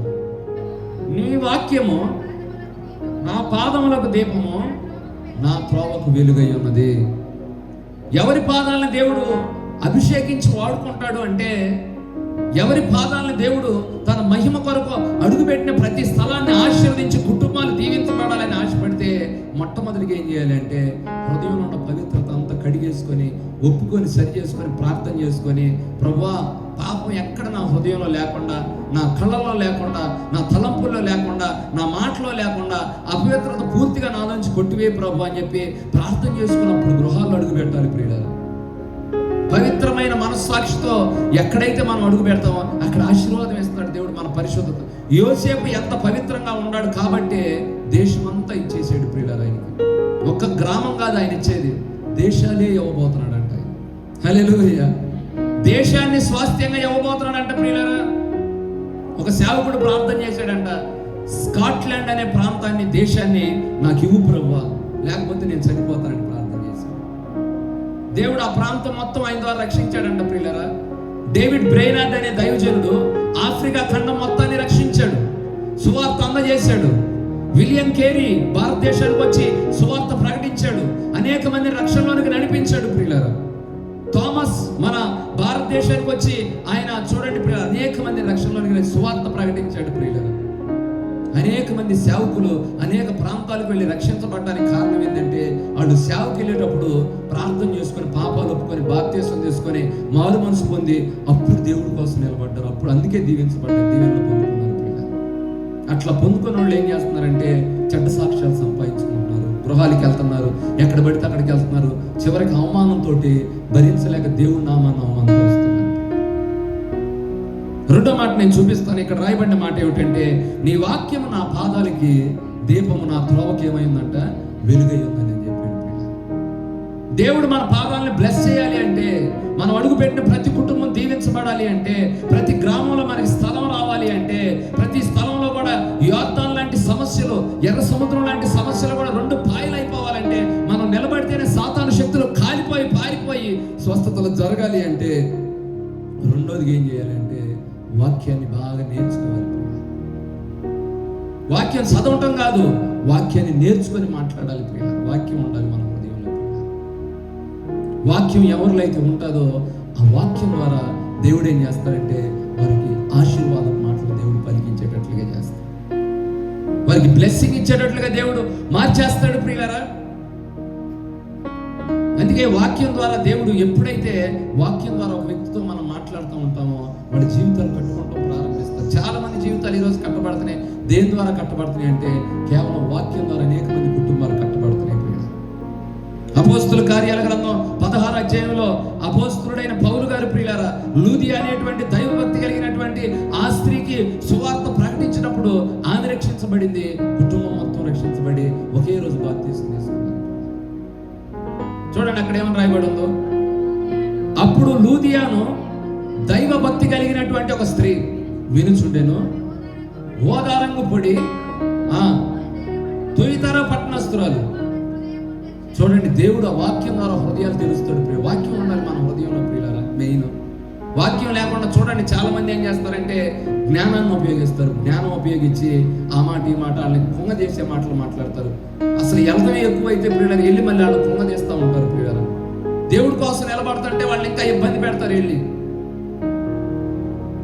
వాక్యాలతో ఎప్పుడైతే మనం వాళ్ళని బలపరుస్తామో, వాదనలు పెట్టుకుంటాం కాదు ప్రియులారా, వాక్యం ద్వారా మనం ఏం చేయాలంటే ఎదుటి మనిషిని ఏం చేయాలి, బలపరచాలి. దావీదు అంటాడు, నీ వాక్యమే నన్ను బతికించి నా బాధలు అదే నాకు నెమ్మది. వాక్యం ద్వారా నెమ్మది పరచాలి ప్రజల్ని ప్రియులారా. దేశాలకు మధ్యలో యుద్ధాలు జరగకుండా ఆపింది ఏమిటంటే దేవుని యొక్క వాక్యం. వాక్యం వెల్లడగొడుతోడనే ఏం కలిగిందంట, వెలుగు కలిగింది. తెలివి లేని వారికి ఏం కలిగించిందంట, అది తెలివికి జ్ఞానాన్ని ఇచ్చిందంట వాక్యం. వాక్యం కొరకు మనం ప్రయాసపడాలి. వాక్యం కరువు అయిపోయిందంట రాబోయే రోజుల్లో అంటున్నాడు ప్రియులారా. వాక్యాన్ని మోసుకొని వెళ్ళాలి ప్రియులారా. వాక్యాన్ని తీసుకొని ప్రజలకు అందజేసే మనుషులుగా ఉంది. ఇందాక మనం చదివాం యెషయా గ్రంథం 52వ అధ్యాయం 7వ వచనంలో ఏమని రాయబడి ఉంది, సువార్త ప్రకటించు వారి పాదములు ధనగిరుల మీద ఎట్లా ఉంటాయి అని చెప్పాడు, సుందరములై ఉంటాయి అని చెప్పాడు. ఆశీర్వదించేస్తాను నేను ప్రియులారా. ఎక్కడికి వెళ్ళాను వాక్యం ప్రకటించాలి ప్రియులారా. ఏ కుటుంబానికి వెళ్ళాను. తిమోతికి రాసిన మొదటి పత్రిక 4వ అధ్యాయంలో ఆ అపోస్తలుడైన పౌలు ఏమంటాడంటే, మీరు ముసలమ్మ ముచ్చట్లను విసర్జించి దైవ భక్తి విషయంలో మీకు మీరే ఏం చేసుకోవాలని చెప్పాడు, సాధకము చేసుకోవాలని చెప్పాడు ప్రియులారా. ఫంక్షన్లకు వెళ్ళండి, పార్టీలకు వెళ్ళండి, గృహాలకు వెళ్ళండి ప్రియులారా. రాత్రి 2-3 అయిన దాకా వాళ్ళు ఏం మాట్లాడుకుంటారంటే ఆ విషయాలు, వాళ్ళ గురించి వీళ్ళ గురించి, వాళ్ళు ఎట్లా అంట ఇది చేశారు అది చేశారు, ఆ బట్టలు వేసుకున్నారు ఈ బట్టలు వేసుకున్నారు, ఎంత కొనుక్కున్నారు అంత కొనుక్కున్నారు అని చెప్పి అందరి గురించి మాట్లాడుకునేసరికి వాళ్ళకి రాత్రి అంతా 2-3 అయింది ప్రియ తెల్లవారు. మళ్ళీ ప్రార్థనకు రమ్మంటే అంత శక్తి చాలదు ప్రియులారా వాళ్ళ ప్రార్థనలో కూర్చుంటాకి. ఓవరకు వచ్చినా కూడా ఎప్పుడైపోయిందని ఎదురు చూస్తూ ఉంటారు ప్రియులు. సరిపోదు వాళ్ళకి. వాక్యాన్ని ఎప్పుడైతే మనం ప్రేమిస్తామో, వాక్యాన్ని ఎప్పుడైతే మన హృదయంలోకి తీసుకుంటామో, వాక్యాన్ని ఎప్పుడైతే మనం ధ్యానిస్తామో, ఎక్కడికి వెళ్ళినా కానీ వాక్యం మన హృదయంలో ఉంది కాబట్టి దేవుడి వాళ్ళందరూ బ్లెస్ చేస్తాడు. కీర్తన గ్రంథం 1వ అధ్యాయం 1వ వచనంలో రాయబడిన మాట, దుష్టుల ఆలోచన చొప్పున నడవక, పాపుల మార్గం నిలవక, అపహాసకులు కూర్చుండు చోట కూర్చుండక, యెహోవా ధర్మశాస్త్రమును ఆనందించుచు దేవారాత్రులు దానిని ధ్యానించువాడు ధన్యుడు. నీటి కాలువలో ఎవరైనా నాటబడినది ఆకువాడక తన కాలమందు ఫలమిచ్చే చెట్టు వలె ఉండును. అతడు చేయునదంతా ఏమైపోయిందంట, సఫలమైందని. అన్ని దీవించబడాలంటే వాక్యం ఎక్కువ ఉండాలి మైండ్. నువ్వు ఏదైతే వాక్యం చదువుతావో పరిశుద్ధాత్మ వాక్యాన్ని గుర్తు చేస్తాడు. ఈ వాక్యం ఉంది, ఇదిగో పలానా వాక్యం ఉంది, ఆ వాక్యాన్ని ఎత్తి దేవుడు నీతో మాట్లాడాలి. అట్లా నేర్చుకోవాలి వాక్యం. హెబ్రీయులకు రాసిన పత్రిక 4వ అధ్యాయం 12వ వచనంలో రాయబడిన మాట, వాక్యము బలము గలదై సజీవమై వాడిగల 2 అంచులు గల ఖడ్గము వంటిది. అది ప్రాణాత్మలను కీళ్లను విభజించినంత మటుకు హృదయంలోకి ఏం చేసిందంట, దూరుచు తలంపులను కూడా ఏం చేసిందంట, అది శోధించిందంట. కీర్తన 119వ అధ్యాయం 10వ వచనంలో రాయబడిన మాట ఏమిటంటే, నేను పాపము చేయకుండానట్లు నా హృదయంలో నీ వాక్యమును ఉంచుకొని ఉన్నాను. వాక్యం తెలిసినప్పుడు ఎప్పుడు పడిపోడు. ఎక్కువ వాక్యం ఎప్పుడైతే నువ్వు ప్రకటిస్తావో, అనేక ప్రాంతాల్లోకి వెళ్ళి దేవుని మాటలు చెప్పడానికి నువ్వు ఇష్టపడతావో, నీ సాక్ష్యాన్ని అనేక మందికి తెలియజేస్తావో, ఆ వాక్యం వాళ్ళలోకి వెళ్ళే కార్యం. యోహాను సువార్త 1వ అధ్యాయం 1వ వచనంలో రాయబడిన మాట, ఆదియందు వాక్యం ఉండెను, వాక్యము దేవుని యొద్ద ఉండెను, వాక్యమే దేవుడై ఉండెను, ఆ వాక్యమే కృపా సత్య సంపూర్ణుడుగా మన మధ్యలో నివసించింది. వాక్యం మనలో ఉంటే, యేసయ్య మనలో ఉన్నట్టే, మనం ఎక్కడ అడుగు పెడితే అప్పుడు వస్తాడు ఆయన. వాక్యం నేర్చుకోకుండా, వాక్యం తెలుసుకోకుండా, ఏదో సొంత జ్ఞానంతో మనం మాట్లాడాలని బలపరచాలని చెప్పి మనం వెళ్ళినా కూడా వాక్యాలు ఎత్తి అప్పుడు బలపరచాలి. హల్లెలూయా. రెండో మాట ఏమిటంటే, దేవుని సన్నిధిలో దేవుడు ఏమంటున్నాడంటే, ఎవరిని దేవుడు పాదాలను ఆశీర్వదిస్తాడంటే, మొట్టమొదటిగా పాపాన్ని ఎవడైతే వదిలిపెడతాడో వాళ్ళని దేవుడు అడుగుపెట్టిన ప్రతి ఇంటిని ఏం చేస్తాడు, ఆశీర్వదిస్తాడు. భూములు ఇస్తాడు, ఆశీర్వదిస్తాడు. ఎక్కడ అడుగు పెట్టినా కూడా బ్లెస్సింగ్ అయిపోయాడు. రెండవది ఏమిటంటే, వాక్యాన్ని ఎవడైతే ఎక్కువగా నేర్చుకుంటారో, ఎవరైతే వాక్యాన్ని ఎక్కువగా ధ్యానిస్తారో, వాక్యాన్ని హృదయంలో పెట్టుకొని గృహాలకు వెళ్ళి వాక్యాన్ని తప్ప వేరేది ప్రకటించకుండా వాక్యాన్ని బోధిస్తారో, అలాంటి వాళ్ళ ద్వారా దేవుడు ఆశీర్వాదాన్ని ప్రకటిస్తాడు. తర్వాత మూడోదిగా నేను చెప్తాను చూడండి, దేవుని వాక్యంలో నుంచి మూడోదిగా నేను మీతో మాట్లాడతాను చూడండి. ఇక్కడ రాయబడిన మాట, యోబు గ్రంథం 23వ అధ్యాయము 11వ వచనం. అద్భుతాలు జరగాలంటే ఎన్ని ఉండాలి ప్రియులరా? అపవిత్రత ఉంటే దాన్ని వదిలిపెట్టి ప్రతి గృహానికి మనం వెళ్ళాలి. రెండోదిగా వాక్యాన్ని నేర్చుకొని అప్పుడు వాక్యాన్ని గృహానికి వెళ్ళి ప్రకటిస్తే అప్పుడు మనం అడుగుపెట్టి అన్ని దీవించబడతాయి. యేసయ్య వస్తాడు మనతో. చూడండి, యోబు గ్రంథం 23వ అధ్యాయము 11వ వచనం, నా పాదములు ఆయన అడుగు చాడలను విడిచిపెట్టకుండా నడిచినవి అని రాయబడి ఉంది. ఎప్పుడు మనల్ని ఆశీర్వదిస్తాడు దేవుడు? ఎప్పుడు మన జీవితంలో అద్భుతాలు జరుగుతాయి? ఎప్పుడు మన జీవితంలో మనం అడుగు పెడితే ఎర్ర సముద్రాలు కూడా పాయలైపోతాయి? ఎప్పుడు మనం అడుగు పెడితే రోగాలు కూడా తొలగిపోతాయి, నడవలేనాడు కూడా నడిపించబడతాయి, ప్రవచిస్తే ఎముకల్లోకి, ఎండిన ఎముకల్లో కూడా జీవం ఎప్పుడు రిలీజ్ అవుతుంది అంటే ఇవన్నీ అనుభవాలు కావాలి పిల్లలు. ఫస్ట్ ఏమో పాపం ఉంటే కడుక్కొని ప్రార్థన చేసుకొని అప్పుడు వెళ్ళాలి పిల్లలు, అప్పుడు గృహాలకి వెళ్ళాలి. సరి చేసుకొని అప్పుడు వెళ్ళాలి పిల్లల, గ్రామాల్లోకి సరి చేసుకొని అప్పుడు వెళ్ళాలి పిల్లల. ప్రతి సమస్యను అప్పుడు మనం ఖండిస్తే అవి తొలగిపోతాయి.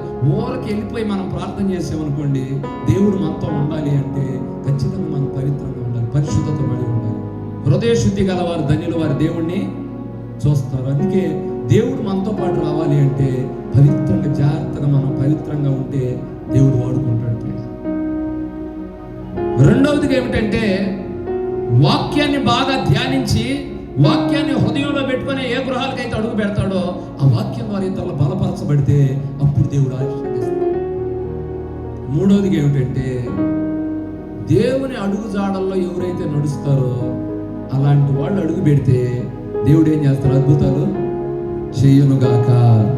హల్లెలూయా, హల్లెలూయా. దేవుని అడుగు జాడల్లో నడవాలి ప్రియులారా. అపోస్తలుడైన పౌలు అంటాడు, నేను క్రీస్తును పోలి నడుచుకొనుచున్న ప్రకారము మీరు నన్ను పోలి నడుచుకునుడి. యేసయ్యను పోలి మనం నడుచుకుంటేనే కుటుంబాలలో బ్లెస్సింగ్, యేసయ్యను పోలి నడుచుకుంటేనే గ్రామాల్లో బ్లెస్సింగ్, యేసయ్యను పోలి నడుచుకుంటేనే ఎక్కడ అడుగు పెట్టినా కూడా సమస్యలు తొలగిపోతాయి. యేసయ్యను పోలి నడుచుకుంటేనే మనం ఎక్కడ అడుగు పెట్టినా కానీ రోగాలు సమస్యలన్నీ తొలగిపోతాయి.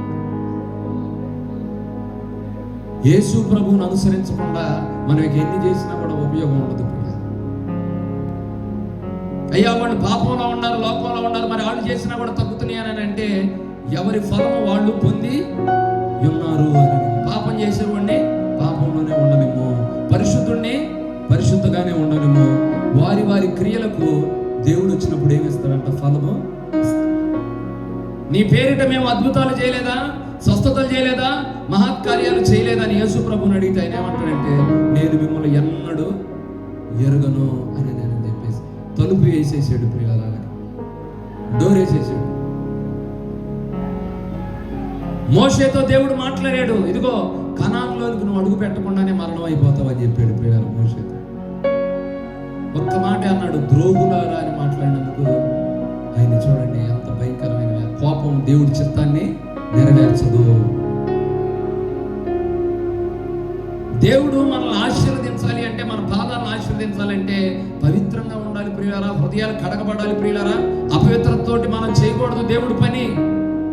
దేవుని సేవా పరిచర్య, అపవిత్రమైన చేతులు మనం పెట్టి దేవుని సన్నిధిలో పరిచర్య చేయకూడదు. సేవ, సువార్త పరిచర్య, వాక్యం ప్రకటించే పరిచర్య, దేవుని సన్నిధిలో ఏ పని చేసినా కూడా దేవుని సన్నిధిలో మన హృదయాలను కడుక్కొని పవిత్రపరిచి పాపం ఏదైనా ఉంటే సరి చేసుకొని అప్పుడు దేవుని సన్నిధిలో ప్రార్థన చేసుకుని అప్పుడు వాడబడాలనే ప్రాంతానికి అప్పుడు దేవుడు వస్తాడు. తర్వాత రెండవదిగా ఏమిటంటే, వాక్యాన్ని ఎప్పుడైతే తీసుకుని వెళ్తాం యేసయ్య మనతో వస్తాడు, వాళ్ళని బలపరుస్తాడు. మూడవదిగా ఏమిటంటే, యేసు ప్రభుని ఎవరైతే పోలి నడుచుకుంటాడో వాళ్ళ ద్వారా అడుగు పెడితే కార్యాలు వెంటనే జరిగిపోతాయి. పిల్లలు యేసు ప్రభుతో పాటు అడుగు పెడితే ఆయన అడుగు జాడల గురించి పేతురు చెప్తున్నాడు. పేతురు భక్తుడు చూడండి, పేతురు రాసిన మొదటి పత్రిక 2వ అధ్యాయము 21వ వచనం నుంచి ఒకసారి చదువుదాం. క్రీస్తు కూడా మీకోసమే బాగుపడి,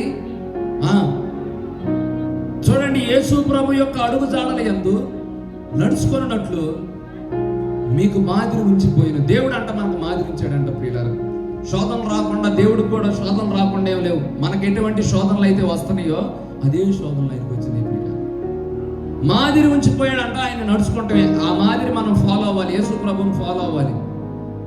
నేను కొత్తగా ట్రెండ్ సెట్ చేస్తాను, నేను ట్రెండ్ సెట్టర్ని అని కొత్త కొత్త మ్యాజిక్లు గారడి సిమోన్ చేసినట్లుగా మ్యాజిక్లు చేయాలని చూస్తాం కాదు. యేసు ప్రభు ఒక మాదిరి పెట్టేలాడు మనకి. ప్రియుల ఒరిజినల్ అదే. ప్రియుల యేసు ప్రభు సిలువ వేయబడినప్పుడు సిలువ పక్కన ఇద్దరు దొంగలు ఉన్నారు. ఇద్దరు దొంగలు ఉన్నప్పుడు ఒక దొంగ ఏమో పాపాలు ఒప్పుకున్నాడు, ఇంకొక దొంగ ఏమో సరి చేసుకోవాలా. పాపాలు ఒప్పుకున్న వాడికి ఏమొచ్చింది? పరదేశంలో నీవు కూడా నాతో పరదేశంలో ఉంటావని చెప్పాడు. మరి ఆ వ్యక్తికి బాప్తిసం లేదుగా, పరలోకం ఎట్లా వచ్చిందని నేను చాలా మంది అడుగుతారు. ప్రియులారా, ఆయనతో మనకెందుకు? ప్రియులారా, సమరయ స్త్రీ ఉంది, సమరయ పట్టణం మొత్తం రక్షించింది. ప్రియులారా, మరి సమరయ స్త్రీకి ఏమి లేదు, బాప్తిసం లేదు. మరి ఆమె ఎట్లా వెళ్ళింది పరలోకం, అంతమందిని ఎట్లా రక్షించింది? ఆమెతో మనకెందుకు? ప్రియులారా, ఆ మనిషితో చాలా మంది అడిగే ప్రశ్నలు ఇవే. ప్రియులారా, లోకంలో సాతాను వాళ్ళని అట్లా నడిపిస్తున్నాడు. దావీదు ఉరియా భార్య విషయంలో పాపం చేశాడు. బైబిల్లో అట్లాంటి మాటలు రాసేదంటే దావీదు ఏమన్నా దేవుడా? ప్రియులారా, దేవుని బిడ్డ. ప్రియులారా, దేవుడు ఏమన్నా తప్పు చేశాడు? ఎక్కడన్నా చూపించమనండి దేవుడు తప్పు చేశాడని. లోతు తన కుమార్తెలతో పాపం చేశారని చెప్తున్నారు. లోతు ఎట్లా పాపంలో పడ్డాడు, బైబిల్లో ఇవే రాసేదని అని చెప్పి అంటున్నారు. ప్రియులారా, లోతును చూడమన్నాడు దేవుడు. లోతును చూసి నడవండి అని చెప్పాడు దేవుడు. లేదు ప్రియులారా, తల్లితో పాపం చేశాడు, చెల్లితో పాపం చేశాడు, అక్కతో పాపం చేశాడు. ఇవన్నీ కూడా బైబిల్లో దేవుడు ఎందుకు రాశాడంటే ఉన్నదనే ఒక సాదృశ్యాన్ని దేవుడు మనకు చూపించడానికే ఒక దృష్టాంతాలుగా దేవుడు పెట్టాడు. కానీ అవి చూసి మనం ఫాలో బలంగా వాడబడ్డ సంసోనే కూలిపోయాడు అంటారు కొంతమంది. మహాజ్ఞానం కలిగిన సొలొమోను సైతమే బిళ్ళబిట్టుగా పడిపోయారని అంటారు కొంతమంది ప్రియులారా. 1000 మందిని వివాహం చేసుకున్నాడు. సొలొమోను ఏమన్నా దేవుడా ప్రియులారా? కాదుగా. ఆయన దావీదు ఏమన్నా దేవుడా? మోషే ఏమన్నా దేవుడా? లేకపోతే సంసోనే ఏమన్నా దేవుడా? కాదు ప్రియులారా. అందరూ నరమాత్రులు, మనుషులు. సర్వసాధారణంగా శోధనలు అందరికి వస్తాయి. అయితే యేసు ప్రభు కూడా మనుషుల రూపంగా వచ్చాడంట. మనుషులకు వచ్చినట్టే అందరికి వచ్చిన శోధనలు ఈయన కూడా వచ్చినాయి అంట. అయితే శోధనలో ఏం చేశాడో ఆయన గురించి రాయబడింది. చూడండి, యేసు ప్రభు 22వ వచనాన్ని చదవండి. ఏమని చెబుతున్నాడు? మొట్టమొదటిగా యేసు ప్రభుకు శోధన వచ్చినప్పుడు ఆయన ఏం చేయలేదంట? పాపం చేయలేదు. అందుకే ఆయన ఫాలో అవ్వమంటున్నాడు ప్రియులారా. ఆయన మీరు చెప్పండి, ఎవరన్నా అడిగితే మీరు చెప్పండి, యేసు ప్రభు ఎక్కడైనా పాపం చేశాడా? యోహాను సువార్త 8వ అధ్యాయం 44వ వచనంలో చదవాల్సిన అవసరం లేదు, కానీ ఆయనే సాక్షాత్తు ఆయనే చెబుతున్నాడు, నాలో పాపం ఉన్నదని మీలో ఎవడైనా స్థాపించగలడా చెప్పండి. అందుకే ఆయన ఫాలో అవ్వాలి యేసు ప్రభు. ఆయనే మన రోల్ మోడల్ అవ్వాలి. సేవకుడు మన రోల్ మోడల్ అవ్వకూడదు ప్రియులారా. లేకపోతే విశ్వాసులు మన రోల్ మోడల్ అవ్వకూడదు ప్రియులారా. ఎవరు మన రోల్ మోడల్ గా ఉండాలి అంటే యేసు ప్రభుని మెయిన్ రోల్ మోడల్ గా మనం తీసుకోవాలి. ఆయన్ని మాదిరిగా చేసుకుని మనం నడవాలి. దేవుడు ఏడని తప్పు చేశాడా? ఆయనలో పాపం ఉందా? పాడు శోధనలు ఆయనకి రాలేదా? లోక సంబంధమైన శోధనలు ఆయనకి రాలేదా? స్త్రీల ద్వారా ప్రేరేపించబడలేదా? స్త్రీలు వచ్చి వ్యర్థమైన మాటలు ఆయనతో మాట్లాడలేదా? ఆయన దగ్గరికి వచ్చినా కూడా వాళ్ళ బుద్ధి మారిపోయేటట్లుగా యేసు ప్రభు ప్రవర్తన ఉంది. అయితే ఆయన గురించి ఆయన మాదిరి చేసుకోమంది. ఎందుకంటే మొట్టమొదటిగా యేసు ప్రభువులో ఏమి లేదంట? పాపమే లేదు. మనం కూడా పాపము లేని వారిగా మన జీవితంలో ఆయన మహిమ కొరకు మనం నిలబడదాము గాక. చప్పట్లు కొడుతూ యేసయ్య నామాన్ని మహిమపడదాం. హల్లెలూయా, హల్లెలూయా. ఎన్ని శోధనలు వచ్చినా కానీ ఆయనలో పాపమే లేదంట. పాపం ఎంటర్ అవ్వలేదు పిల్లలు. ఆయన మీరు శోధనలో పడుకున్నట్లు మెలకుగా ఉండి ఏం చేయాలని చెప్పాడు? ప్రార్థన చేయండి. ప్రార్థనా పరులు పాపంలో పడలేరు, పడిపోరు. ఇంకోటి చూపిస్తా, తర్వాత రాయబడిన మాట. ఆయనలో ఉన్న మాదిరి ఏంటంటే ఫస్ట్ ఆయనలో పాపం లేదు. ఆయన నోటను కపటము కనబడలేదంట. ఆయన నోట కపటం లేదంటే అర్థం ఏంటంటే పైకి ఒక మాట చెబుతారు, లోపల మళ్ళీ ఇంకో మాట చెబుతారు. పిల్లలు 2 మాటలు మాట్లాడతారు. కపట స్వభావం అంటే అర్థం ఏంటంటే డబుల్ యాక్షన్ ఆడుతూ ఉంటారు ప్రియులారా. చెప్పేదేమో ఒకటే, చేసేదేమో ఒకటి ప్రియులారా. దాన్ని ఏమంటారంటే నామకార్థ క్రైస్తవ్యం అంటారు. అబద్ధాలు ఎప్పుడు కూడా ఆడకూడదు. మన నోట కపటం ఉండకూడదు. అపోస్తల కార్యాల గ్రంథం 5వ అధ్యాయంలో 1వ వచనం నుంచి మనం చదివితే అననీయ సఫీరా పేతురు దగ్గరకు వచ్చి అబద్ధం ఆడితే చూడండి, ఆ పేతురు గారు ఏమంటాడంటే, అబద్ధం ఆడుటకు సాతాను మిమ్ములను ఎందుకు ప్రేరేపించును? పరిశుద్ధాత్మను మోసపరచుటకు మీరు ఎందుకు సాతాను చేత ప్రేరేపించబడ్డారు? ఒక దెబ్బకి మరణం అయిపోయారు ప్రియులారా. అబద్ధాలు ఎప్పుడు కూడా ఆడకూడదు ప్రియులారా. క్రైస్తవుడు అవునంటే అవును, కాదంటే కాదు అన్నట్టు ఇంకా ఎక్స్ట్రా ఏదైనా మాట్లాడారంటే అది ఎవరి ద్వారా పుట్టిందంటే అపవాది ద్వారా పుట్టిందని నేను చెప్పాడు. సాతాను మన హృదయంలో అలాంటి ప్రేరేపణ రాకుండా ఉండాలి. అది నిజమైన మాదిరి అంటే. ఒరిజినల్ క్రైస్తవులు అంటారు అన్న ప్రియులారా. రియాలిటీ ఉండేది వాళ్ళలో. క్రైస్తవుడు అంటే తెరచిన పుస్తకం లాగా ఉండాలి, చదవాలి ప్రియులారా. ఎదుటి మనిషికి నువ్వు క్లియర్గా అర్థమైపోవాలి, ఈ మనిషి పవిత్రంగా ఉంది, ఈ మనిషి పవిత్రంగా ఉన్నాడు, ఈ విశ్వాసి దేవుని సన్నిధిలో పవిత్రంగా ఉన్నారు, ఈ సేవకుడి పాస్టర్ గారు పవిత్రంగా ఉంటాడు అని ప్రజలు గుర్తించేటట్లుగా ఉండాలి. మోషేతో ప్రజలు ఏమన్నారు తెలుసా? మోషే మీద మహిమ ఉండటం ప్రజలందరూ గుర్తించారు. మొట్టమొదటిగా ఆయనలో ఆయన మాదిరి ఏంటంటే ఆయనలో ఏమి లేదు, పాపం లేదు. రెండోదిగా ఆయనలో కపటం, ఆయన నోటి మాటలో కపటం లేదు. పైకి ఒక మాట, లోపల ఒక మాట ఆయన ఎప్పుడు చెప్పలేదు ప్రియుల. కొండేలు చెప్పాలి ఆయన. తర్వాత ఇంకో మాట ఏమన్నా రాయబడి చూడండి, ఆయన దూషించబడి బదులు దూషించలేదు. చూడండి, ఆయన ఎప్పుడు వాదనలు పెట్టుకుంటానికి ఆయన ఎప్పుడు ఇష్టపడలేదు ప్రియుల. ఎవరైనా తిట్టారనుకో దేవుడే చూసుకుంటాడు లేదు వదిలేసేవాడు ప్రియుల. తండ్రి వీరేమి చేస్తున్నారు కనుక, వీరు ఎరుగురు కనుక వీరిని క్షమించమని చెప్పాడు. నోరు కూడా తెలిసి మాట్లాడటానికి కూడా ఆయన ఇష్టపడలేదంట ప్రియుల. అది మాదిరి అంటే. ఈ రోజుల్లో మనుషులు ఎట్లా ఉన్నారంటే చూడండి ప్రియులారా, ఏదైనా గొడవ వస్తే, ఏదైనా తగాదు వస్తే, ఏదైనా ఇబ్బంది వస్తే చూడండి ప్రియులారా, ఫస్ట్ ఏదో ఒక విధంగా ఏదో ఒక మాట అలా చూస్తారు. కానీ క్రైస్తవులు దేవుని మెట్లో యేసు ప్రభు చేసిన పని ఏమిటంటే ఆయనలో ఉన్న స్వభావం ఏంటంటే ఆయన కొట్టినా, గుద్దినా, తల్ల మీద ముళ్ళ కిరీటం పెట్టినా, సిలివేసినా కూడా ఆయన ఏమన్నాడంటే, తండ్రి వీరిని క్షమించమని ప్రార్థన. స్టెఫన్ ఏమని ప్రార్థన చేశాడు? రాళ్లతో కొట్టి చంపుతుంటే ఆయన ఏమన్నాడు? తండ్రి ఈ దోషం వీరి మీద మోపకయ్యా, వీరిని క్షమించయ్యా అని ప్రార్థన చేశాడు.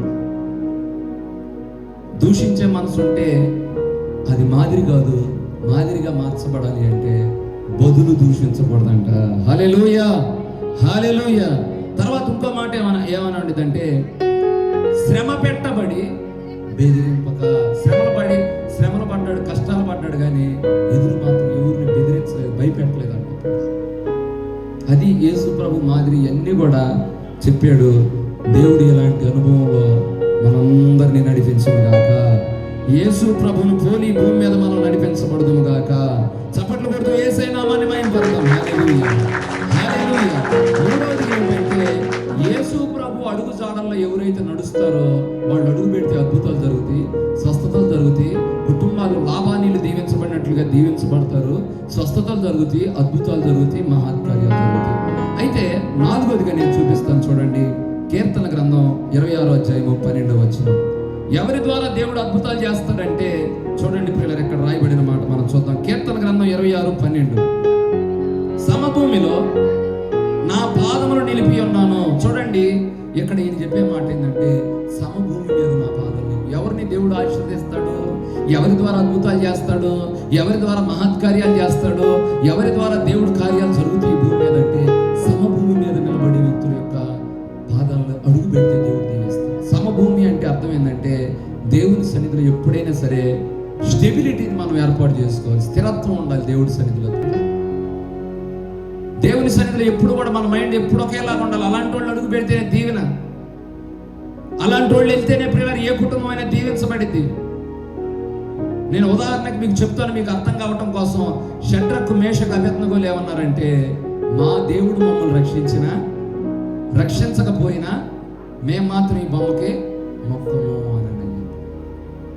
సమభూమిపై నిలబడటం అంటే అర్థం ఏంటంటే, శోధన వచ్చినప్పుడేమో దేవుడు ఏం చేశాడు, మేలు జరిగినప్పుడేమో దేవుడు గొప్పవాడు అని చప్పట్లు కొట్టేవాడు ఆయనకు అవసరం లేదు ప్రియులారా. దేవుడు ఎవరిని కోరుకుంటాడంటే, మేలు జరిగినా జరగకపోయినా దేవుడిని వదిలిపెట్టకుండా ఎవరైతే ఉంటారో అలాంటి వాళ్ళ ద్వారా దేవుడు కార్యాలు జరిగించును గాక. చప్పట్లు కొడుతూ యేసయ్య నామాన్ని మహిమపడదాం. హల్లెలూయా. చూడండి ప్రియులారా, సమభూమిపై నిలబడతాం అంటే మంచి ఉదాహరణ మనం చూస్తే యోబు గ్రంథంలో యోబు గారు చూడండి ప్రియులారా, సమానం ఉన్నాడు ప్రియులారా. ఎప్పుడు మైండ్ మారలా. యోబు గ్రంథం 1వ అధ్యాయంలో 23వ వచనంలో ఆయన ఏమంటాడంటే, యెహోవా ఇచ్చెను, యెహోవా తీసుకొని పోయిన ఆయన నామానికి స్తుతి కలుగును గాక. యోబు గారేమో దీవెన ఉన్నప్పుడు ఒకేలాగా ఉన్నాడు, దీవెన లేనప్పుడు కూడా, కంచి వేసినప్పుడు ఒకేలాగా ఉన్నాడు, కంచి తీసినప్పుడు కూడా ఒకేలాగా ఉన్నాడు. కానీ భార్య మాత్రం మైండ్ మారింది. చూడండి 2వ అధ్యాయం 10వ వచనం చూడండి. యోబు గ్రంథం 2వ అధ్యాయం 10వ వచనంలో ఏమన్నాడు, అందుకు అతడు మూర్ఖురాలు మాట్లాడినట్లు మాట్లాడబాక. ఏమంటుందో తెలిసేమి, డబ్బు ఉన్నప్పుడు ఏమన్నా బాగానే ఉంది, డబ్బంతా పోయిన తర్వాత ఏమంటుందంటే, నీ దేవుణ్ణి దూషించి నువ్వేమవ్వాలని చెబుతుంది, మరణం అయిపోమని చెప్పి చెబుతుంది. ఎవరు దేవుని సన్నిధిలో ఆశీర్వదించబడతారు, ఎవరు అడుగు పెడితే దేవుడు వారి కుటుంబాలను ఆశీర్వదిస్తాడంటే, దేవుడు మనల్ని ఆశీర్వదించకపోయినా, అడిగింది ఇచ్చినా ఇవ్వకపోయినా మన దేవుని సన్నిధిలో ఎట్లా ఉండాలంటే స్థిరంగా దేవుని సన్నిధిలో ఉండాలి. అపోస్తలుడైన పౌలు గారు కొత్త నిబంధనలో కూడా ఆయన కూడా అంటాడు ప్రియులారా, ఫిలిప్పీలకు రాసిన పత్రిక 4వ అధ్యాయం 11వ వచనంలో ఆయన ఏమంటాడంటే, అతిశయించుట కొరకు నేను మాటలు చెప్పట్లేదు. ఫిలిప్పీలకు రాసిన పత్రిక 4వ అధ్యాయం 11వ వచనంలో, నాకు కొదువ కలిగినందున నాకు కొదువైందని నేను ఇలాగ చెప్పట్లేదు, ఏ స్థితిలో ఉన్నాను సంతృప్తి కలిగి. డబ్బుండా లేకపోయినా కానీ పౌరు గారు ఎట్లా ఉన్నారంటే, దేవుడిని వదిలిపెట్టకుండా ఆయన సన్నిధిలో ఉన్నాడు. ఒకవేళ ఎక్కువ ఇస్తే నేను నిన్ను విసర్జిస్తానేమో, ఏమి ఇవ్వకపోతే నేను దూషిస్తానేమో. ఏ రోజు కావాల్సిన ఆహారం ఆ రోజు. పరలోక ప్రార్థనలు ఏముంది, అనుదిన ఆహారం నేడు మాకు దయచేయం. ఏ రోజు కావాల్సిన ఆ రోజు ఇస్తే చాలు అయ్యా. అలాంటి వాళ్ళే బ్లెస్ అయ్యారు ప్రియ దేవుడి సన్నిధిలో. అతిగా ఆశపడలేదు ప్రియ. ధనాపేక్ష సమస్తమైన కీడులకు మూలము. కొందరు దాన్ని ఆశించి విశ్వాసంలో నుంచి కూడా ఏమైపోయారంట, సేవ కూడా వదిలిపెట్టి వెళ్ళిపోయారు ప్రియులు. లోకంలో పరిగెత్తారు డబ్బు వస్తుందని, చివరికి మంచాన్ని పడ్డారు ప్రియులు. హృదయారణ్యములో నే కృంగిన సమయములో వినిపించుచున్నది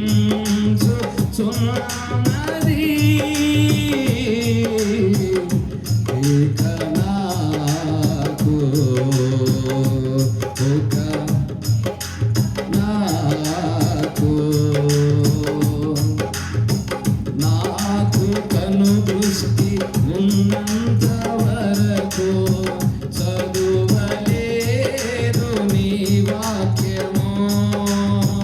నాకు కను దృష్టి చదువలేదు నీ వాక్యము. దృష్టంతా పోయాక దృష్టంతా పోయాక చదువాలని ఉంది నీ వాక్యము. చదవాలని ఉంది నీ వాక్యము. వినిపించు నాది ఏక నాకు ఒక నాకు హృదయారణ్యములో నే కృంగిన సమయములో కాళ్ళు చేతులు ఉన్నంత వరకు వెళ్ళలేదు ప్రభు సన్నిధికి. కాళ్ళు చేతులు ఉన్నంత వరకు చేయలేదు నీ సేవను. బలమంతా పోయాక బలమంతా పోయాక చెయ్యాలని ఉంది నీ పరిచర్యను. చెయ్యాలని ఉంది నీ సేవను. వినిపించుచున్నది ఏక నాకు ఒక నాకు హృదయారణ్యములో నే సమయములో హృదయారణ్యములో నే కృంగిన సమయములో. హల్లెలూయా. ఒక ఆయన మంచాన పడి కాళ్ళు చేతులు కళ్ళన్నీ పోగొట్టుకొని ఒక మంచం మీద పడి ఆ పాట రాశాడంటే ఈ పాట. అయ్యా, కళ్ళు ఉన్నప్పుడేమో బైబిల్ చదవలేదు, కాళ్ళు చేతులు ఉన్నప్పుడేమో చర్చికే పోలేదు. కానీ ఇప్పుడు అనిపిస్తుందంట, ఏమనిపిస్తుందంట, బైబిల్ కళ్ళుంటే చక్కగా బైబిల్ చదివేవాడిని, కాళ్ళు చేతులుంటే చక్కగా చర్చికి వెళ్ళేవాడిని. దేవుడు ఈ రాత్రి మనతో మాట్లాడుతున్న మాట ఏమిటంటే, ఆయన సన్నిధిలో ఎవరి పాదాల ద్వారా దేవుడు ఆశీర్వాదాన్ని ప్రకటిస్తాడంటే, ఎవరైతే సమతుల్యతగా దేవుని సన్నిధిలో దేవుడు ఇచ్చిన ఈగిపోయిన సంతోషంగా ప్రభువుని స్తుతిస్తారో ఆరాధిస్తారో అలాంటి వారు పాదాలు పెడితేనే దేవుడు ఏం చేస్తారంట, ఆశీర్వదిస్తాడు. యాకోబు మావింట్లో అడుగు పెడితే మామ ఆశీర్వదించబడ్డాడు. యాకోబు వెళ్ళిపోయి వేరే ప్రాంతంలో నివాసం చేసినా కానీ యాకోబుని దేవుడు నూరంతలుగా ఆశీర్వదించాడు. ఇశ్రాయేలుగా దేవుడు నిలబెట్టుకున్నాడు. చప్పట్లు కొడుతూ యేసయ్య నామాన్ని మహిమపడదాం. హల్లెలూయా. చివరికి ఒక మాట చెప్పి నేను ముగిస్తాను. కీర్తన గ్రంథం 122 మనం చదువుతాం. ఈ మాట చెప్పి నా మాటలు నేను ముగిస్తాను. కీర్తన గ్రంథం 122 యెరూషలేమా, నా పాదములు నీ గుమ్మములలో నిలుచుచున్నవి. చూడండి, ఎవరి పాదాలు అడుగు పెడితే దేవుడు దీవిస్తాడంటే, దేవుని సన్నిధిలో ఎవరైతే ఎక్కువ టైం ఉంటారో, మందిరానికి క్రమంగా ఎవరైతే వస్తారో, చర్చికి ఎవరైతే వస్తారో, అలాంటి వాళ్ళు వెళ్తే దేవుడు దీవించేస్తాడు. అలాంటి దేవుని సన్నిధిలో ఏ సమస్య ఉన్నా కూడా చర్చిలోకి వచ్చి మనం ప్రార్థన చేస్తే అలాంటి వాళ్ళ ద్వారా దేవుడు గొప్ప కార్యాలు జరిగించునుగాక. దేవుడి మాటలు దీవించి ఆశీర్వదించునుగాక. లేచి నిలబడినట్లయితే దేవుని సన్నిధిలో ప్రార్థన చేసుకొని ఈ యొక్క ఆరాధనని మనం ముగించుకుందాం. పరిశుద్ధాత్మ తండ్రి నీకే వందనాలయ్యా. శక్తి కలిగిన రాజా ఈ స్తోత్రాలయ్యా, స్తోత్రాలయ్యా, నీకే వందనాలయ్యా. గొప్ప తండ్రి నీకే స్తోత్రాలయ్యా. పరిశుద్ధాత్మ తండ్రి నీకే వందనాలయ్యా. కార్యాలు జరిగించువాడా నీకే స్తోత్రాలయ్యా. ఇప్పటి వరకు నాయన మీరు మాతో ఉండి బలంగా మీరు నడిపించినందుకు నీ స్తోత్రాలయ్యా. నీ సన్నిధి మాకు ఇచ్చినందుకు వందనాలయ్యా. స్తోత్రాలు ప్రభువా. నత్తివాడైనను ఫరో ఎదుట నిలబెట్టి మోషే ఆశను తీర్చిన దేవా, ఈ తరములో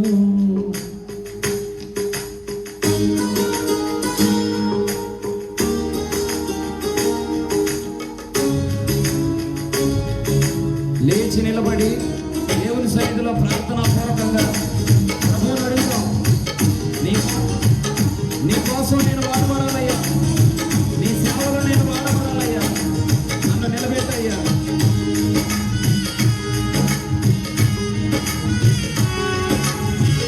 నీ కోసం నిలబడతానయ్యా, నన్ను నిలబెట్టి వాడబయ్యా.